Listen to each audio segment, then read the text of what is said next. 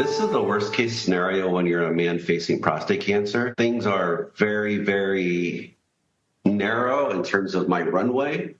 Not going down without a fight. An Army veteran told his cancer is back, but it's not stopping his mission to support fellow veterans. Our Nick Ciletti brings us this follow-up report. I first met Steve Cooper back in 2018, and at the time, his prostate cancer was in remission. Unfortunately, it's come back and it started to spread. Right now, Steve is not only fighting for his life, but he's fighting to make sure that his fellow veterans have more health care options than he did.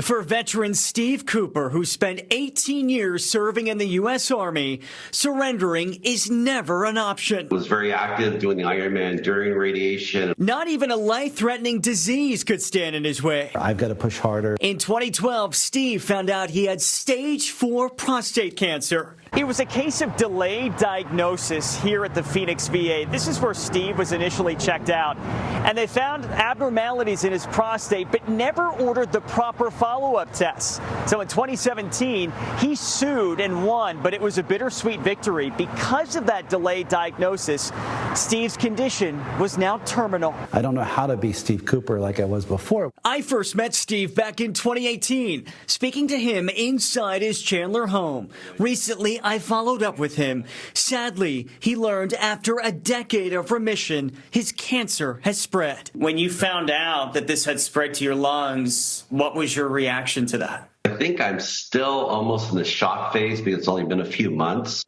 I thought that I could beat it. And I think just to truly open my heart to you is I thought I was invincible. I've had to come to accept that life is finite. And now he's using what time he has left to advocate for other veterans and push for more choices in healthcare. So many of these veterans will literally, it's a cliche, jump on a grenade for their fellow veteran. Do you feel like cancer and this journey has been that grenade? 100%. That's the best way to put it. I found a 2024 report online from the Government Accountability Office.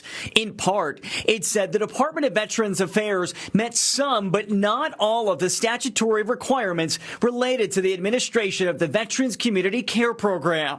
I reached out to the Department of Veterans Affairs for a response. They told me, quote, "We're going to provide veterans with the health care choices they have earned while maintaining and improving the VA's direct health care capabilities." Steve says he knows it's a matter of life and death, not just for him, but for other veterans as well. Before I check out, I've got to know that all veterans have access to private care. That's how important it is to us. You can see it is something Steve is very passionate about.